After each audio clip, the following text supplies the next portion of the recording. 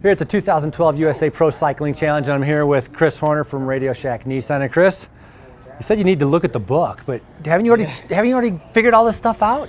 No, I just got done doing 21 days of the Tour de France and looking at the book. Now everything looks the same. It's all like boop, boop, flat, boop, boop, boop, boop, boop, and there. So, yeah, I need to check out the profile still. Tomorrow's stage, the first stage, I know, of course, looks like it could be a smaller group, but I think it's still a sprint between at least 30, 70 guys or something. But certainly it will be here at altitude. It should at least split up and lose a few guys here and there on the final climb. You came off of Utah, which was an extremely hilly race. This race also has hilly.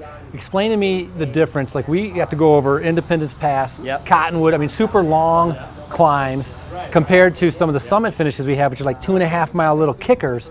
How does that play different than what you've been doing before? Believe it or not, I think Utah and here are completely different. Utah, you got shorter climbs but steeper climbs.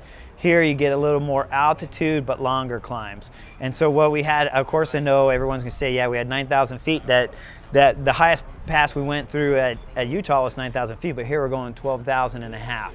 And so there's a big difference. There really is a limit where the body just doesn't like going that high. And so here in Colorado, we don't have the same steepness, but you're going to be on these climbs for 40 minutes to an hour. And of course, there in Utah, we're on those climbs for 20 minutes to 30 minutes.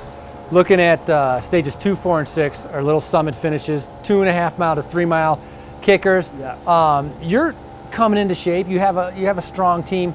Do you think how is that going to affect everybody? How's that going to affect the race and those that are not used to altitude? Well, those that aren't used to altitude gonna get a great welcoming. A lung-burning welcoming committee? Exactly. It's not gonna be pleasant. I mean, for me at Utah, I was last 5-6 days in Bend, and it's about 4,000 feet where my house is, just a little under. And then went to Utah, like I said, we were racing more or less at 6,000 to about 8,000 feet where most of the stages. And I was suffering. And then I had 6 days maybe adjusting to it. The riders, the European riders coming over, the Americans coming from sea level, of course, they're not gonna get that, and we're a little bit higher. So they're gonna get a rude awakening, of course, on what altitude does to you. Because it really, if you look at Utah, we were on Snowbird Summit, the second to last stage there in Utah, where it was a summit finish. I was on Christian's wheel and Danielson's wheel and Peter Stetna's wheel, one of the three guys there at different points in times while going up that climb. But literally at the summit, we were doing 290 watts, when normally we'd be doing 375 to 450 watts. And so you're easily losing 7,500 watts of power when you get up at altitude. So it's gonna be different for the guys coming from sea level. And that's where you see a lot of the Europeans, you see such good talent here, but then you wonder, they just came from the tour? Are they on vacation? Or did they come on vacation and now you're throwing them at altitude too? I mean, you got the 3 whammies there that's just going to knock anyone off of form. So you saw that last year when, of course, you had Cadel here, you had the Schleck brothers here, or I believe Andy was here.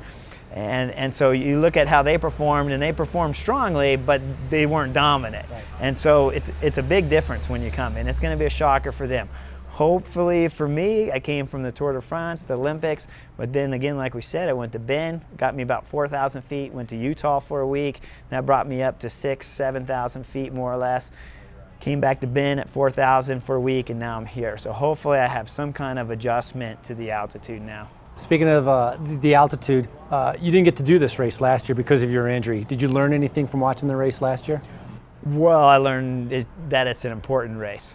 And that's the biggest thing. I mean, I didn't learn about seeing the course or seeing that, but I learned the size of the scale of the race with the fans and the spectators, how huge they are here in Colorado. Of course, I learned that our sponsors, Radio Shack, Nissan, and Trek, they all want good results here. And so what I learned out of watching last year was that it's important to arrive here in Colorado with some good shape. And so hopefully I can get hopefully had some kind of recovery since the tour and get here and ride with some good form. If you're in good form, you're going to be a factor in all the climbs that we've been talking about.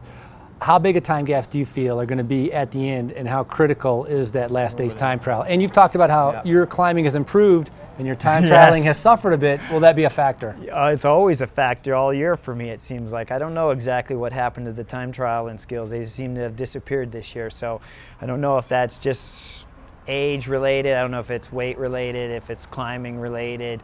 I don't know exactly where it's gone, but it certainly hasn't been good. So it's a shorter TT here, the last stage. Hopefully 25 seconds, 30 seconds is what hopefully I don't need more than that, because it'd be hard to find here. And whenever you're in a weak stage race, to find more than 20 or 30 seconds in a stage race that's only a week long is next to impossible. With these kind of profiles, do you think over the climbing days you can actually get bigger gaps, or do you think it'll be relatively close by the last day? It's always relatively close amongst the first, I'd say the first 3 or something, first 5 sometimes. And here with the climbing, not as steep, but you got a couple good, like we talked about already, a couple 2K, 4K finishes, whatever it's going to be, those short explosive ones. You can definitely find 20 seconds there on the right crowd.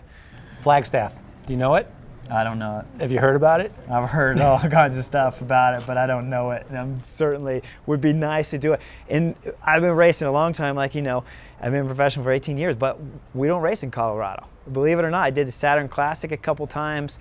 I've done some cyclocross races in Boulder and stuff, but I haven't. There's not that much racing during my career as a professional cyclist that have been up here. Not important races anyway. Saturn Classic was the biggest one, of course, Coors Classic, but that ended right as my career was starting. So for me, there hasn't been much reason to come up to Colorado when there's so many other bigger ones around the country until now. Now there's a big reason to be here. Now there's a big reason. That's why we're here.